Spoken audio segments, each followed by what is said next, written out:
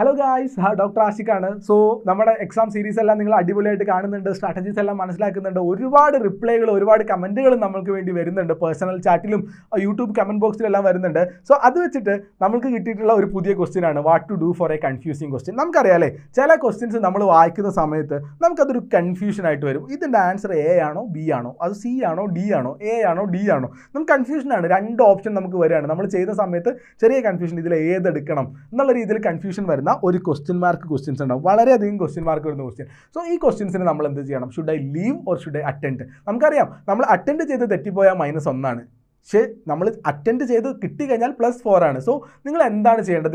നിങ്ങൾ ആ ഒരു സ്ട്രാറ്റജിക്കലി ആലോചിക്കുകയാണെങ്കിൽ നിങ്ങൾക്ക് ഏറ്റവും ബെറ്റർ ഏതായിരിക്കും എന്നുള്ളതാണ്. സോ ഇതിന് ഞാൻ ഒരു സിമ്പിൾ മാത്തമാറ്റിക്സ് നിങ്ങൾക്ക് വേണ്ടി തരാണ്.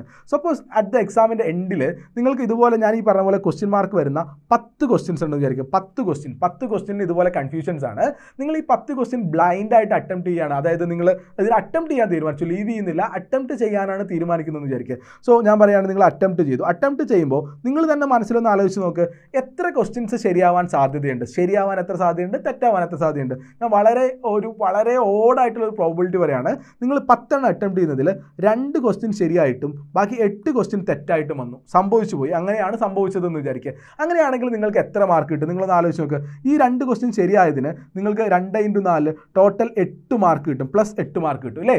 8 ക്വസ്റ്റ്യൻ തെറ്റിപ്പോയതിന് എത്ര മാർക്ക് കിട്ടും? 8 × -1 -8 മാർക്ക് കിട്ടും. ഓൾ ടുഗദർ നിങ്ങൾക്ക് ഒന്നും സംഭവിച്ചില്ല, 0 ആണ്. Nothing gain nothing lost. 2 ശരിയായി 8 തെറ്റിപ്പോയാൽ നിങ്ങൾക്ക് ഒന്നും സംഭവിക്കാനില്ല. പക്ഷേ നിങ്ങൾ ആലോചിച്ച് നോക്ക്, നിങ്ങളിത് ചെയ്യുന്ന സമയത്ത് ഏറ്റവും കൂടുതൽ പ്രോബബിലിറ്റി എന്തിനു വേണ്ടിയിട്ടാണ്? കൂടുതൽ പ്രോബബിലിറ്റി നിങ്ങൾക്കൊരു 3 ക്വസ്റ്റ്യൻ അല്ലെങ്കിൽ 4 ക്വസ്റ്റ്യൻ അല്ലെങ്കിൽ 5 ക്വസ്റ്റ്യൻ ശരിയായി കിട്ടാനാണ്.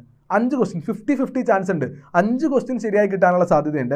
ഞാൻ വെറുതെ 5 എന്നൊന്നും പറയുന്നില്ല, ഒരു 3 ക്വസ്റ്റ്യൻ അല്ലെങ്കിൽ 4 ക്വസ്റ്റ്യൻ ശരിയാവുന്ന കാര്യം പറയാം.